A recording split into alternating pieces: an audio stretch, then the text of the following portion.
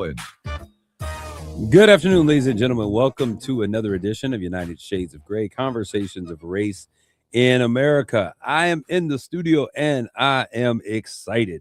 Why am I excited? Because my main man, my guy, is back in the studio live and in living color. Let's give a shout out to my man, Mark Bassett. What's good, Mark? Hey now. I don't know that I'm glad to be back in mid-Michigan given the weather I came back to, but glad to see you two in person again. Well, it's good to see you. He is blonder and tanner, and you look a little thinner too. I am a little thinner. I was working out really hard the last 3 months. Okay, it's showing. Looking good, Mark. Getting fit. Got to when you're as old as I am. Hey, well, you know summer's is coming. No, summer's coming. You got to put the crunch and the work in, right? All right. We also have with us John B. at the place to be. I almost called him by a name we were just talking about. Hello. John, how you doing, my man? I'm doing well. John, what do you think of the name Johnny? I hate it. I had a caller today. We were on the air. I was on with Art Lewis this morning, and I had a caller call in and recommend Johnny as a name, and I said, nope. Hey, here's the morning news with Johnny Dent. Nope. Not a chance. Wasn't there a WKRP character? Was it Johnny Fever? Yeah. Yeah, Johnny Fever. Yeah. Mark, we just dated ourselves big time. WKRP in Cincinnati. One of the funniest episodes I've ever seen is that Thanksgiving episode. What was funny about it? Les Nessman was dropping turkeys out of a helicopter. Yes. Because he thought they could fly. Or no, the owner, not Les Nessman. And Les Nessman, who is the weather guy, was reporting live like the Hindenburg, he was copying the Hindenburg story. And it was just hilarious. I used to love that's when TV, those were the good old days. Pam Anderson. Yes. Yeah. She was the official quote unquote America babe, kind of like exactly. That's was it Lonnie Anderson? Yeah, Lonnie Anderson, exactly. Yeah, Pamela Anderson came much later. A little later. But she was the first Pam Anderson. Exactly. Yeah, that's right. Yeah. But anyways, so we're here in the studio, and I want to give a shout out to everybody who's out there who continually listens. Many of you may not know this, but we're going to post this conversation. I failed to link my social media platform. So you may not get this notification live, but you'll be able to share in the conversation at a later date. To those who are listening in our listening audience, we certainly thank you who will hear this conversation. Jonathan, when might they hear this on the radio? Well, you can hear this on Saturday mornings at 6 a.m. and then Sunday evenings at 7 p.m. Yes. Hardly prime time. Yes. But you can listen anytime online at WSGW.com, Spotify, Audible, Apple Podcasts, YouTube, you name it, we're there. Yeah, they put us at those times to make places. We didn't want to take up all of the oxygen in the room, so they put us in those places because they knew that the people would come and look for us at those times, and so that we could, for those lesser known voices that are out there, would be able to, have some space. Their audience. Absolutely. We didn't want to take over the whole space. Exactly. All right. So today I want to have a conversation. It's funny because this conversation started with an all Black audience, and we were having just this conversation. I think we were talking about Juneteenth is coming, and we were talking about, what was going to happen and planning and, what would be the celebratory events that would take place during Juneteenth. And there's been this conversation both in Saginaw and Midland and Bay County and all over, I guess, the states. But we were in this conversation about the celebration of Juneteenth, and it led us down this conversation with how Black history is viewed.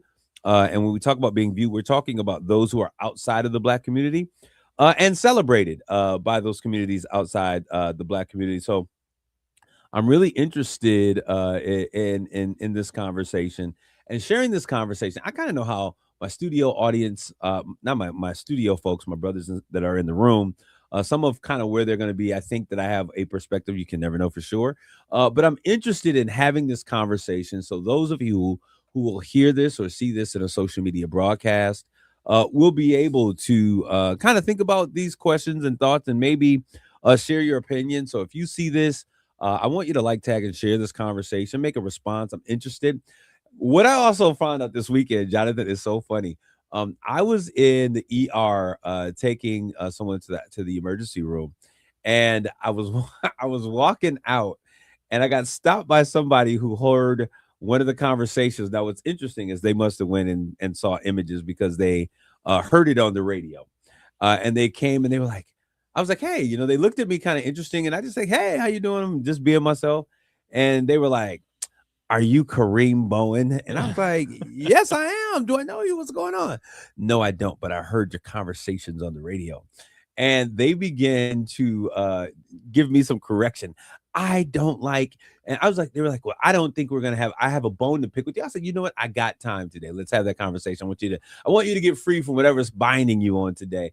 And we sat out and had a conversation, and they just began to just let me know, I didn't like when you said this, and I didn't like this opinion. And then I heard you had another show on another station, and you were talking about Cedric Kareem like he was a villain. And I was like, I really hate you feel this way. But I'm saying this. Now, because if you don't mind me asking, was this person white, black, Hispanic? they happen to be white, Okay. but it happens to be in the black community all the time. Okay. So people like, hey, I heard you on the radio. You're saying this. But I thought it was interesting. I enjoyed the feedback, and Mhm. some people run from these conversations, but when I have time, I really enjoy them. So if you hear anything on here that just kind of sets a fire in your soul, we want you to send us a note, so that we can have time to respond. Hey, I'll bring you in if you can articulate that conversation clearly and without using any delete explicatives, then I would love to have you give your points, because it's not definitely just about me saying what I have to say and my thoughts, but it's really about the opinions that differ. And how can we have a conversation? Now we left and they said maybe I'll tune in again because I haven't listened to you since you said that. And I was like, all right, you have a great day. And I gave them a hug and we went our separate ways. And I thought that was great. Do you get feedback from the black community that they disagree with you on certain topics? And if so, which topics, out of curiosity? Oh, well, the conversation on the black conversation, the black topic, was not on this show. It was on a different show. Okay. And you're on so many shows, it's hard to keep track. No, but they were really upset. They felt that I vilified a particular individual from the community, Okay. Based upon my inability to say their name or to recall their Okay. actual name. But it was interesting. Yep. And sometimes they just don't agree with me. I didn't think that you were right. I didn't agree with you. And I'm like, I appreciate Yep. that. We're not going to agree on everything. Absolutely. Yep. Absolutely. And we don't always agree here, right? We like each other. Yep. But that is a part of the thing. We may not agree.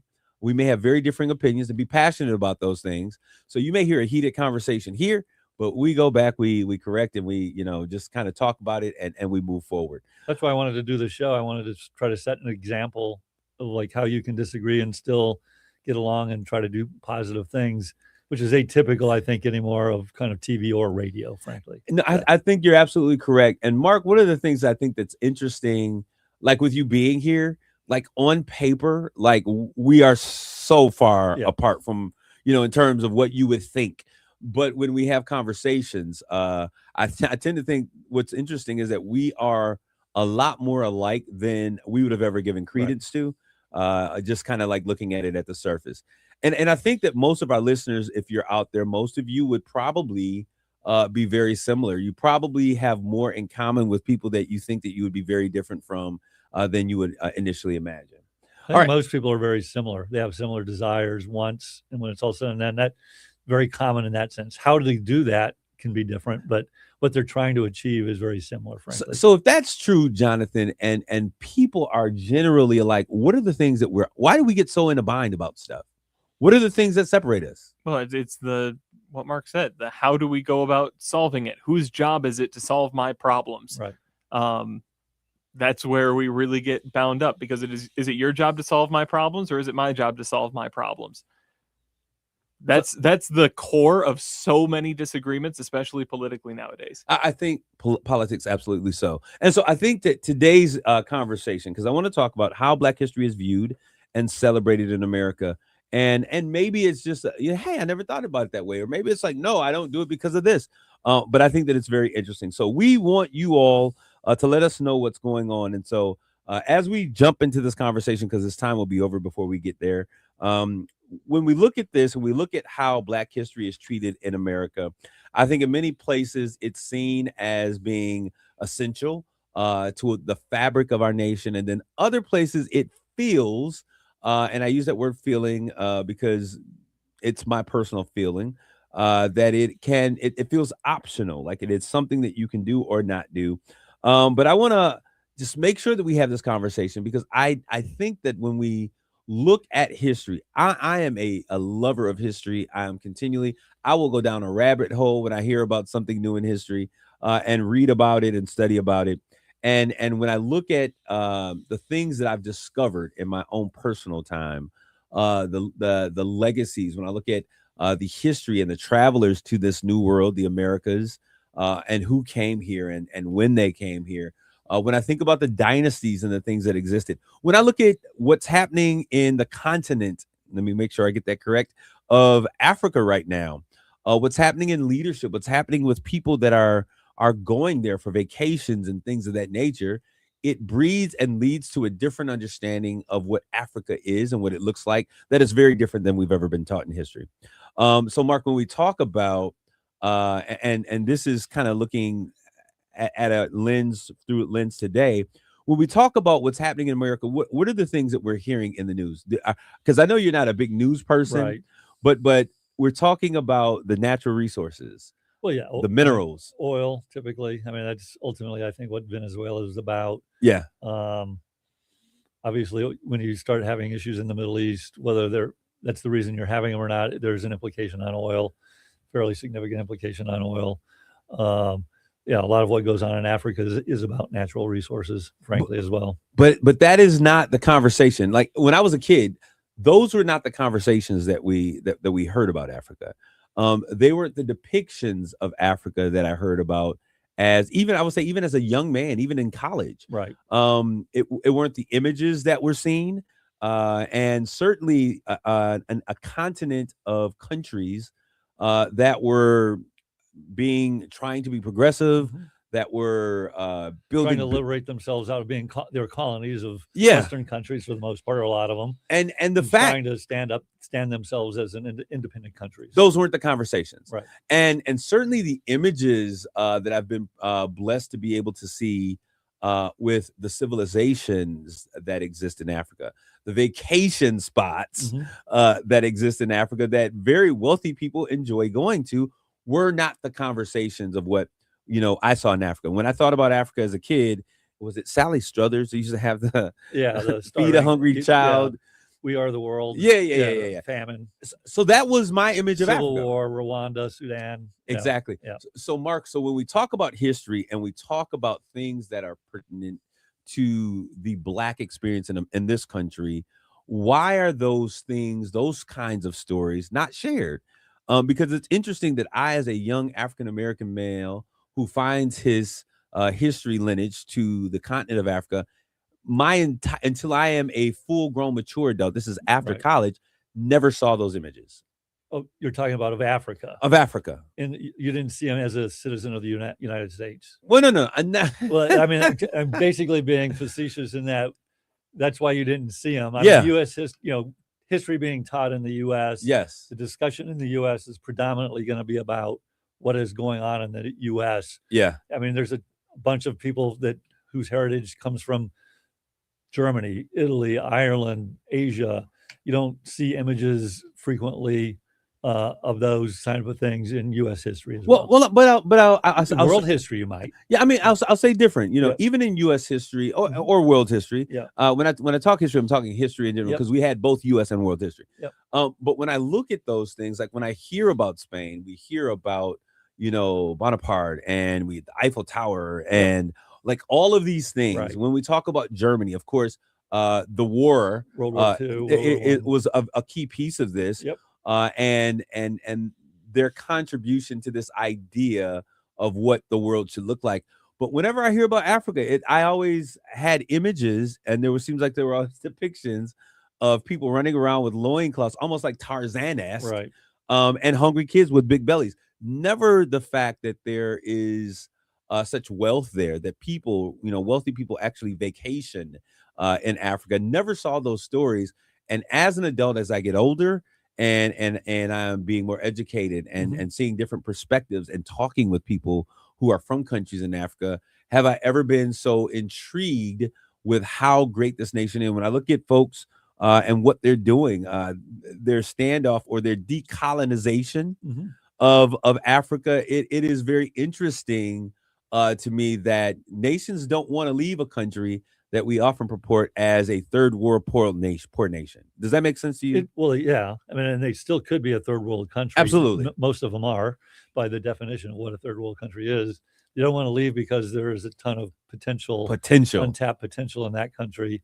Whether you can get to it or not, it's a different story. But there is a ton of natural resources that are worth a lot. So Yeah. So I mean, then that that's why China is basically buying Africa. So absolutely. It's not because they want to help Africa.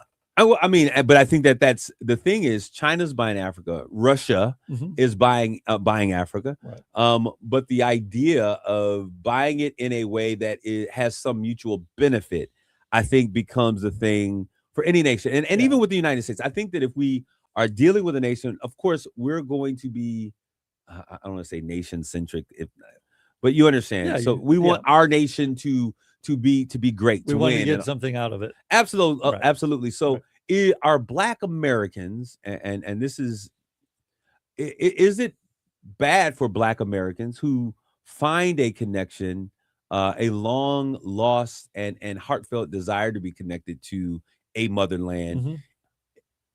Does white America think, and I know you can't speak for white America, but is it like a bad situation for them to be optimistic about these things that they're seeing? I guess no. Well, I guess all I can do is speak for myself. Absolutely. I don't view it any differently than people who are Polish heritage. They're very proud of their Polish heritage, are interested in what goes on in Poland. They still may want America first, but Poland may be a close second, or Ireland or Germany. So I guess for me personally, I don't view it as any different. Okay. No, I just that was just a thought that came into my mind. But, Jonathan, I love Jonathan's perspective. I don't think white people care very well. No, I'll take that back. I think white people do care about where they come from. Okay. But I don't see anybody going, like, I'm mostly German heritage. I don't see anybody going, yeah, Germany's doing really well right now. Good for them. Like that. We don't keep tabs on that. We're American. Well, no, I think that is very true. I think that is possibly true. But in that same token, I remember growing up as a kid. I remember one family. Shout out to the McClousevics. He was my high school football coach. He was a baseball coach. And his son was like one of my good friends growing up, the McClousevics. I remember them and their stories of being from Czechoslovakia. And, when the whole separation and the wars were going on, they're being in tune with what was happening. I remember a friend of mine, Hannah Asi, who is so connected what was happening in Lebanon. Right. So my friends had these connections, and they were very concerned about what was happening because they had family members. Yeah, I mean, I think the longer your family heritage has been here, the less concerned you are about where they came from. Yeah. And so, like, I don't really care about my long heritage. I really don't. Really? But I know other people that, they're whatever, Irish American, and they're super into, that. Yeah. And so I think it's a very personal thing. And so for me, like, if Black Americans want to connect to understand where they came from and feel a connection to that, great.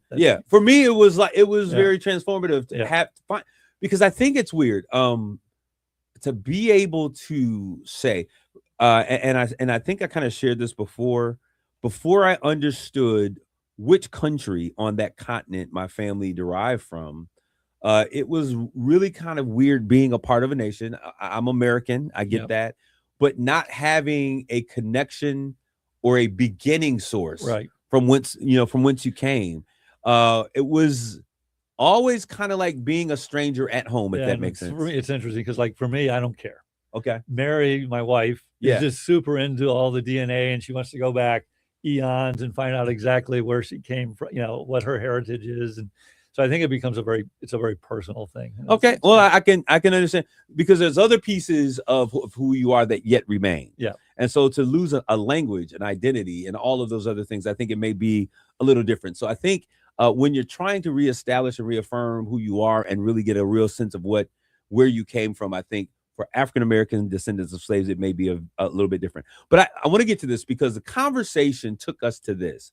And it is, what is this? This is April. Is it crazy how fast this year is going by? Time speeds up the older you get, Kareem, so it's just going to go faster. But well, us young people are also. Ain't that right, Jonathan? Jonathan, did you just come in?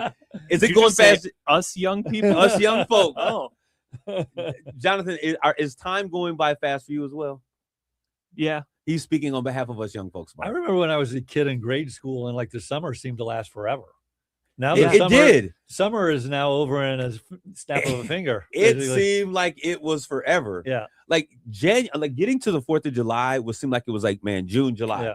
But then from July, well, then we were going back to school in September, but it just seemed like it was forever. Yeah. But so we're gonna. I want us to get in this conversation because we were having this conversation. I told you this was a black circle of friends, and we were talking about what was coming up with Juneteenth. For those of you who are not aware of what Juneteenth is the celebration of freedom for African American descendants of slaves. So it was the official termination of slavery in the United States. We know that the Emancipation Proclamation set slaves free.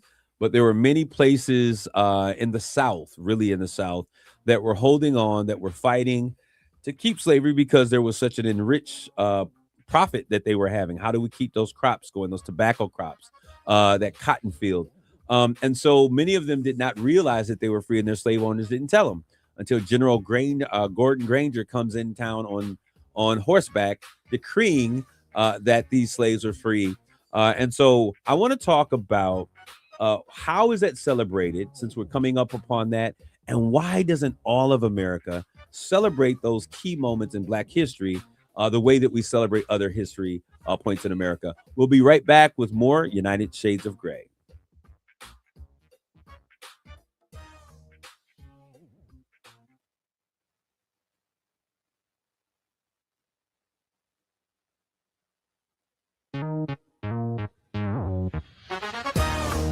You're listening to United Shades of Gray on WSGW. This is Kareem. We're back with more United Shades of Gray, conversations of race in America. And today we're having this conversation, how Black history is viewed and celebrated in America. And we're talking about how it's celebrated by white America, those who are not of African American descent. And so I asked that question before. We were talking about the celebration of Juneteenth and the conversation, we were talking about the parade and how many Blacks showed out for the last parade that we had. And there were so many people in the parade that the parade was starting and ending at the same time. That's how many entrants were in this parade for the period that we were going. And someone said, yeah, but we got to really work on turnout. And then that conversation turned to, well, how do we get more people to turn out? And I think that it's always a conversation when you're doing this type of thing. But then I asked the question, well, is it only turnout or is it support from other communities and other ethnicities in celebration of what's important to us? And so that started a whole conversation. And they're like, that you're absolutely right, because Black people go to Cinco de Mayo, Black people go to the Greek festival, Black folks show up to the Polish festival, but none of these groups show up to like a celebration of like Juneteenth.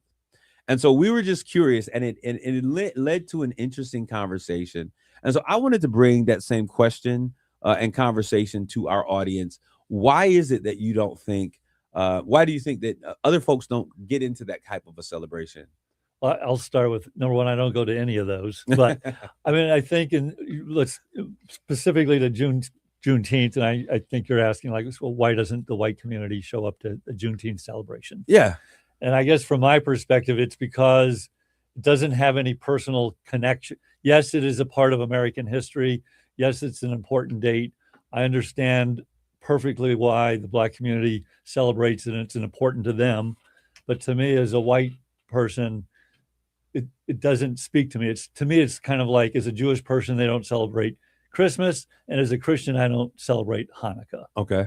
And that's to me, and that's not a great analogy, but it's kind of something similar to that. Okay. What about you, Jonathan? What are your thoughts? Well, if you're making the comparison to other cultural festivals, I think there's kind of this separation there.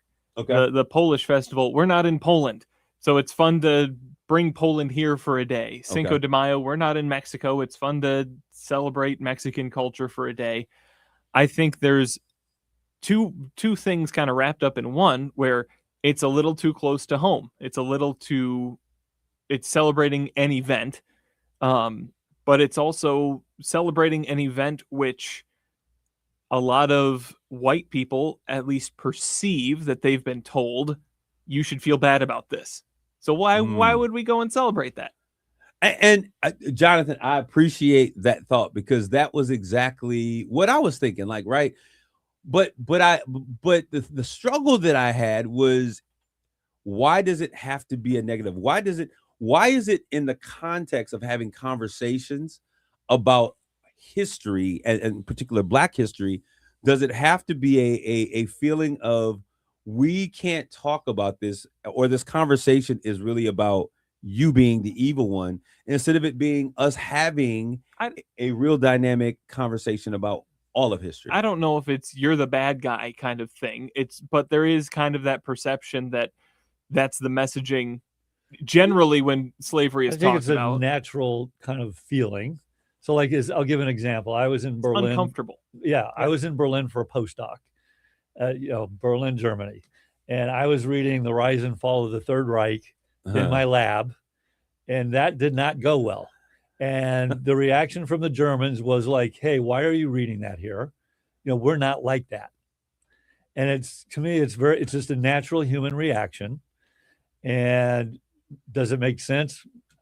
In some sense it does, in another sense it doesn't. I wasn't saying you did, you were. Right. I'm just trying to understand the history, which I find interesting, of this country and how it got there and to here. And but I think it's just a natural human reaction. Yes, I think most whites believe that, yes, slavery is bad and it's wrong, and they're not proud that it happened. And then so going back and kind of focusing on that is just, as Jonathan said, kind of an uncomfortable feeling. Okay, so I completely understand that, but I look at it, and I'm not just talking about white folks, because the conversation it came up, well, when it comes to like Cinco de Mayo, right? Like, Black people are very involved. We celebrate. We're eating the food. We're culture, and this and the other. Yeah. And I had this conversation with Larry Rodarte, who is, shout out to Larry Rodarte. And Jonathan, I'm going to ask, when is Mi Gente on air? What is it online? When is it online? Yeah, when is it on air? On air. Immediately before United Shades of Grey on Saturday mornings, immediately after it Sunday evenings. Okay, and so we had that even less prime. No, and so thank you, Mark. Like, you're doing us great here. But I, had the conversation that many of the freedoms and the things that the Hispanic community celebrate and that they have are connected to the civil rights movement. Right. And so if anyone were to celebrate those things, you would think that would be a partnership, but they don't show up. But I think Jonathan brought up a good point. There is a difference between Cinco de Mayo, which is a celebration of culture, versus the celebration of the end of slavery, which does bring a level of uncomfortableness about it. It's an event. It's an event. Yeah. Ending something that was atrocious and horrible. But what I'm saying, you should celebrate in a sense, but there is a level of uncomfort. We spend millions of dollars on the celebration of the 4th Independence Day. Right, which is the celebration of freedom for the United States from tyranny and freedom of expression and all of those other things, right? Yep. And so, since we understand the importance of those types of celebration, it is just kind of interesting that same level of enthusiasm that all Americans are free, and that another event that would represent that same thing would not have that same kind of celebration. And so that was a conversation, but it drove us to ask and to kind of have these deeper thoughts. And so I said, can we put some questions together that might be interesting? And so as we look at like Black History Month, and I'll talk about this because, and I've shared, I think, before, how when I grew up in the school that I attended, which was a PWI, predominantly white institution, a conversation about Black History Month out of our American history, I think, was a whole 3 days. I think we talked about Harriet Tubman, Martin Luther King, and what's the abolitionist, Frederick Douglass. And so talk about Louis Farrakhan or Malcolm X. Who? Louis who? I mean, so they were not a part of the conversation. And then I'll tell you, when I got out of school and I went to Michigan State, and one of my electives I took was the African American experience. And when I had that class and it was in depth, and we talked about Nate X and Malcolm X and Martin Luther King, and we talked about Shirley Chisholm and all of these individuals who were so key to what was going on in the nation. When we talked about not indigenous folks, but Africans who sailed from Africa to this new world. And you find out that in 1492, Columbus sailed the ocean blue, but he wasn't discovering a nation that was already discovered. When we talk about those kinds of things, it is so crazy that when we talk about history and world history, that the story of Black experience and Black expression and what do you call it?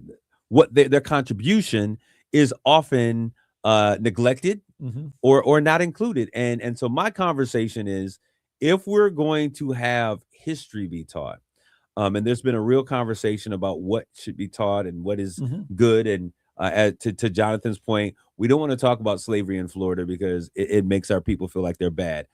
Is this okay when we talk about a people who have been so integral in the development and the building of this great nation? When I look at myself, I am an American. I get that. I am an American, but I'm going to say this. I believe that African Americans are some of the most patriotic and some of the most Americans of the Americans, if that makes sense. What are your thoughts to that? To the last statement, or just to any point of that? Yeah, I mean, to me, like, history is history. Yeah, and it should be all inclusive. Now, historically, I would say it's been very white. Now, I would argue right or wrong, but historically, this country has been very white, and I think people tend to focus on things that they are familiar with and comfortable with. Okay. And so that's, now having said that, as this country's evolved and become more of a rainbow, I do think history needs to focus more on the impact of all people of all races and ethnicities. But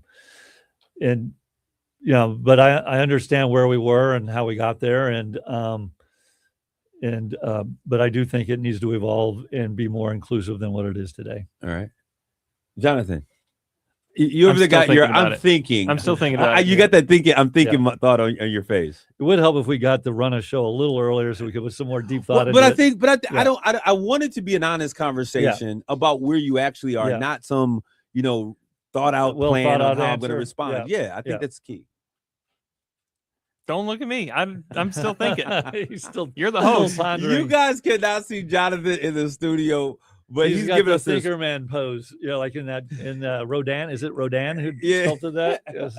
But so it's interesting. And Jonathan is very thoughtful, gives very mature answers. I appreciate it. He usually has the answers pretty quickly, so he's really thinking about this. And so I appreciate the deep thought on that. And so, Mark, I wanted to you said something that kind of it's like, and I may get in trouble for this, but people tend to want to associate or look at people of similar backgrounds and heritage. Absolutely. And so I think if you're like, when you talk about Black History Month, and again, I'll probably be castigated for saying this, to me, it's like, okay, I understand why we have it. I think it's very important, but I don't really pay attention to it. I don't, really care that much about it. I don't have animosity towards it, or I don't go like, why do we have it? I understand why we have it. And I think it's important for the Black community, but it doesn't really speak to me. No, and I completely understand. Yeah. I can understand why you would feel that way. I don't understand in a lens and in a nation where we have so much pride for America. I think that we need to investigate, what does it really mean when we say that we have pride for America? I think that, like, I'm American proud. When I've traveled this nation, good, bad, or indifferent, I love this country in terms of what it is. There are many things that I think that are broken that needs to be fixed. We have many atrocities, but even through all of those, and being from a population who has really been in the dumpster in terms of the treatment of this nation, I love this nation. I love what it represents traveling the world, right? I think that there's a lot to be desired, but when I look at that, and you were talking about how this country has been very white. And you're absolutely right. But what has also been very true about this country is that the presence and you use the term impact. I'll use the term investment. The investment of African Americans in this nation has always been very present. So as we look at the celebration of what this nation has been, and we look at how we embody and we are American proud, it's hard to be American proud truly without that investment of what African Americans have brought from the time before slavery, through civil rights, and even now. Right. Because I think it was Donald Trump that was talking about he wanted a nation of meritocracy. And there's a soundbite that's out there. Had you heard it? Well, no, I know that he said that, and then you look at who he's hired. Yeah. That's a different story. Yes. Yeah, so he talks about this idea of meritocracy, Yeah. and I'm all for it. And he talked about how this nation is the best. We've always been the best. Yeah. And I think 5 of the 6 things that he was talking about, the inventors that he talked about, were all Black inventors. He didn't have the historical knowledge or to understand that. Right.